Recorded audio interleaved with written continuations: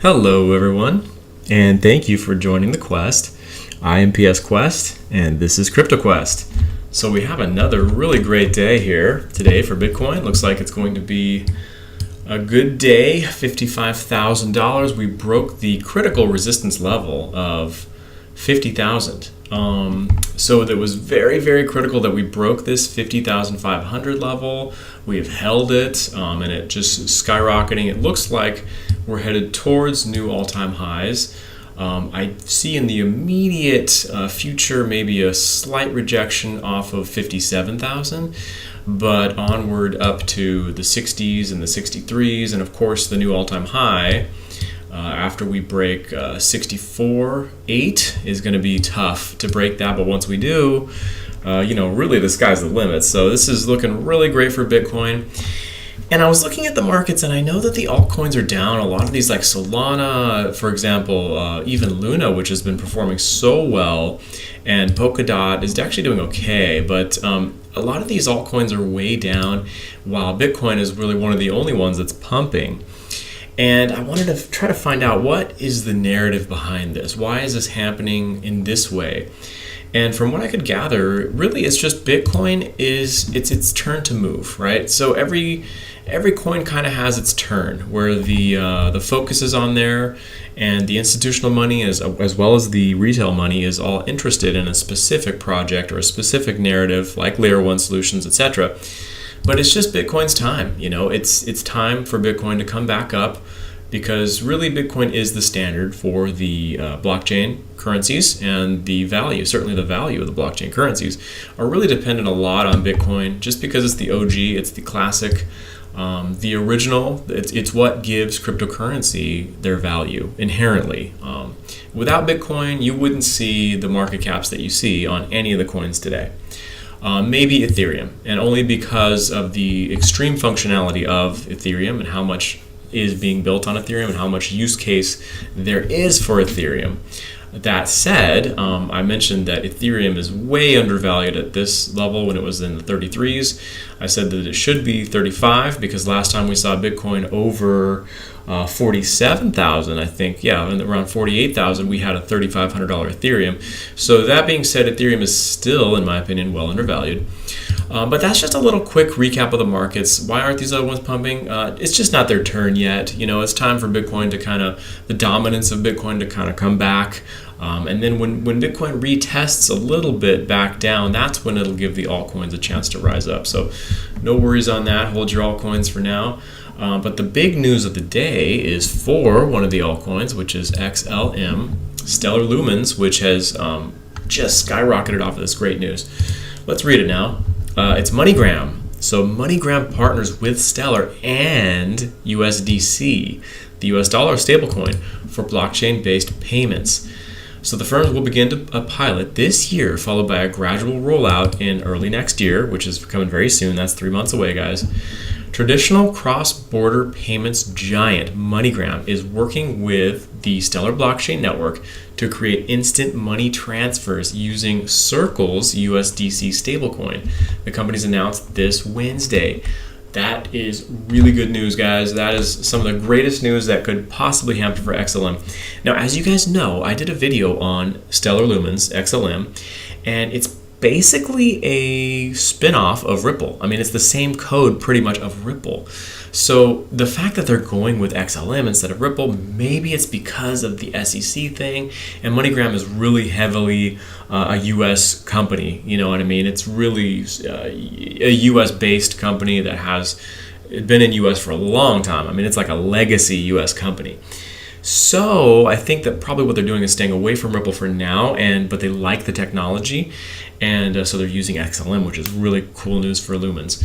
So let's read the rest. The firms will start with a pilot in the fourth quarter of this year. Early 2022, we'll see a gradual rollout, like we said. So working with MoneyGram allows end customers to have on and off ramps everywhere that MoneyGram's vast agent network supports this. This is a transformational in terms of being able to exchange crypto for fiat and fiat for crypto. It's absolutely transformational transformational for this space. And it's true, because now, in the past, we just had to go through the exchanges and into the banks. But if we can use MoneyGram to switch dollars or cash or USD into USDC, that's going to be really great news. The news comes as a slap in the face a bit for Ripple, right? Because, again, XLM is kind of the baby of Ripple. A lot of the developers just copied the code and then they made a bunch of updates to it, but they used the original code for Ripple.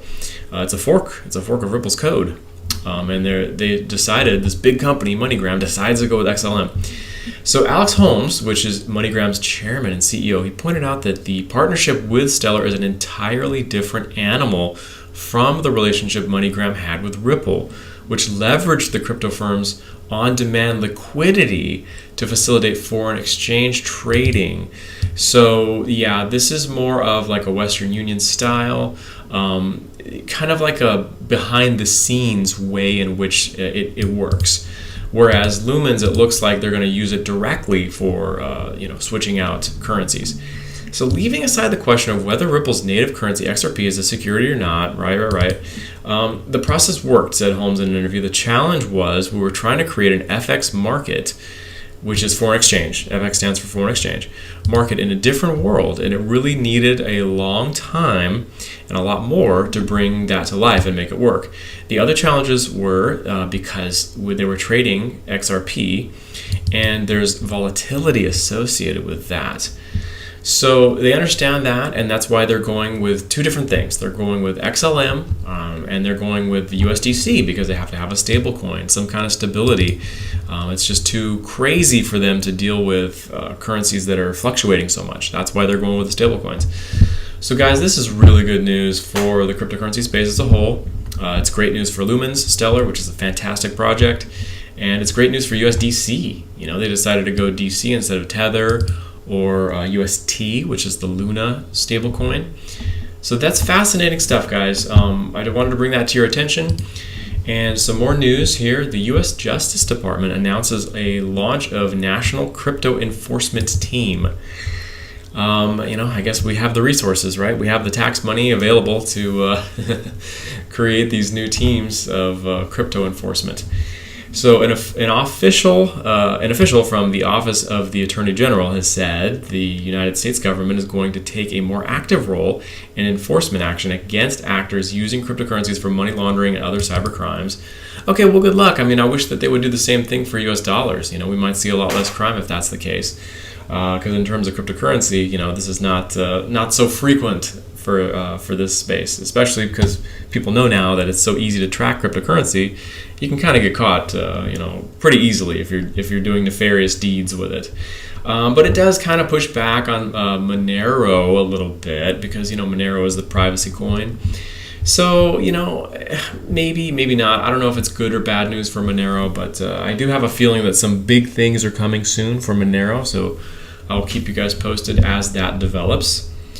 Now, another article here, digital currencies could reduce reliance on the US dollar, says a new Fed paper. This is really cool. So in a paper published today, October 6th, entitled The International Role of the US Dollar, leaders of the Fed's International Finance Department did not predict any dislodging of the US dollar from its privileged position in the foreseeable future. In the longer term, however, they did see a trio of potential challengers. The European Union, China, and their digital currency. And in regards to the digital currency, they said that a shifting payments landscape could also pose a challenge to the US dollar's dominance. For example, the rapid growth of digital currencies, both private sector and official, could reduce reliance on the US dollar. Now, they're right, and I mentioned this before when I was talking about the El Salvador and the third world nations that were adopting cryptocurrency. This is the freedom that a lot of countries are looking for. They're looking to get away from the US dollar, and why wouldn't they when we inflate the US dollar constantly? There's no end or no stopping the Fed or the Treasury from just creating as much fake money as they want and devaluing the currency that people in the country work so hard to get. So third world countries like El Salvador, they are indebted quite deeply to the bank, the IMF and the World Bank, which are the U.S. Debtors, the U.S. loan sharks, as they say.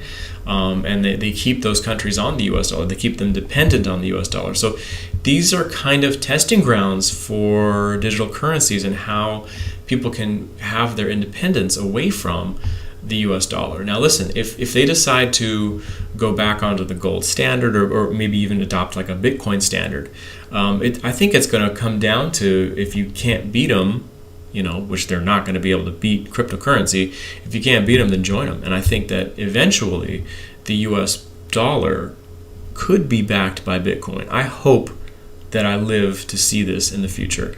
Now, if that's the case, and they adopt a can't beat them, got to join them strategy, then I will have the utmost confidence in our U.S. dollar.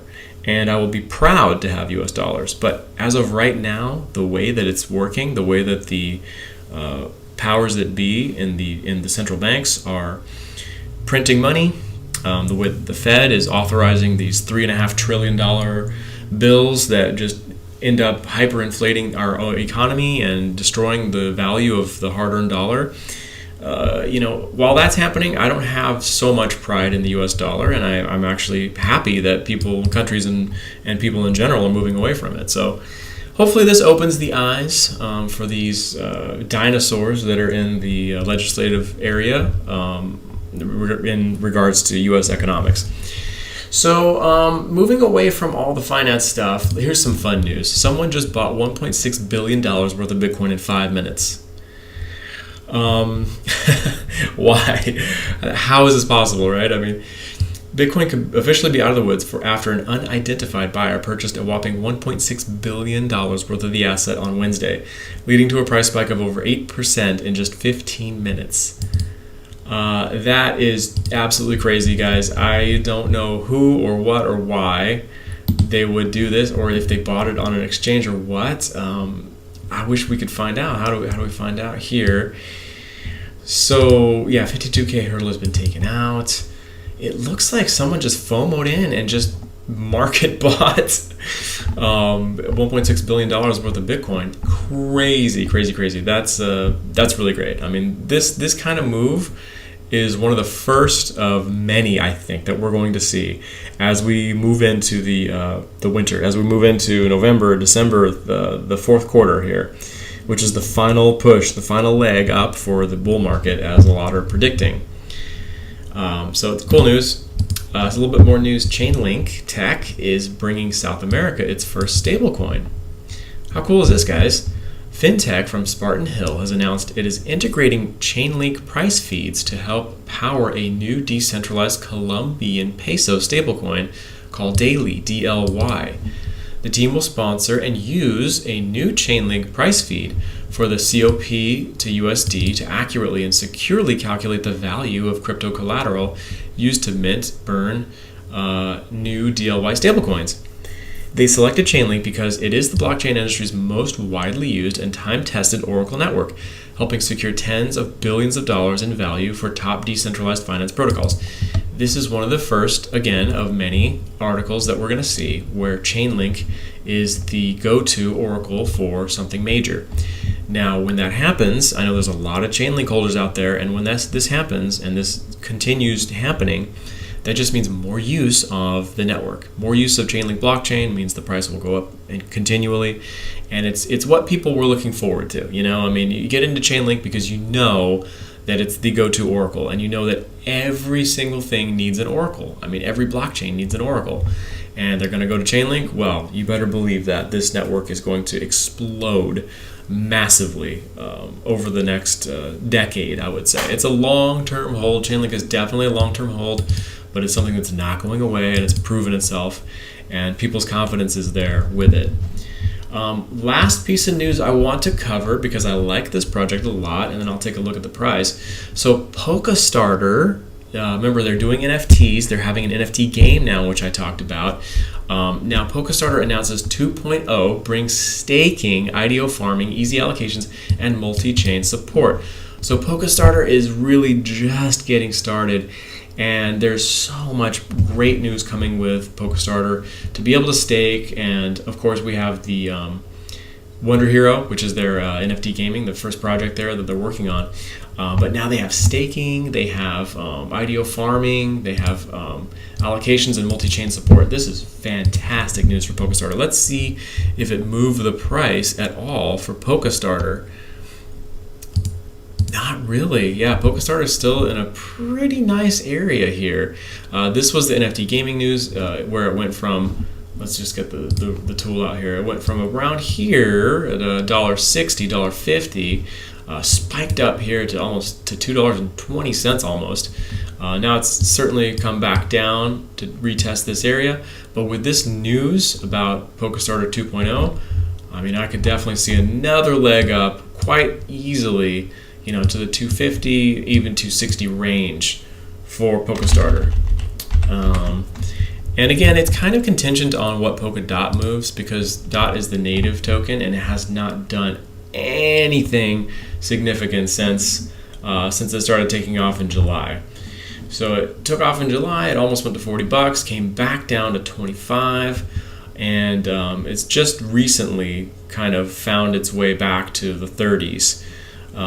So it's not moving, it's moving really slowly, and I think that DOT, along with probably Solana and Radium and ADA, of course Cardano's way down as well. I think these projects are all going to really go crazy after we see the Bitcoin dominance level off and start to stagnate and fall. That doesn't mean that the price of Bitcoin will go down, it just means that the dominance will go down, meaning the money is going into Bitcoin and other things. So that's my prediction for the future, guys. I hope this overview proves to be informational for everyone. And if you like staying ahead of the curve, click that like button and subscribe down below to get all the updates as they come in to the crypto space. And hopefully before everyone else too. So until next time, keep your portfolio strong and your hands stronger.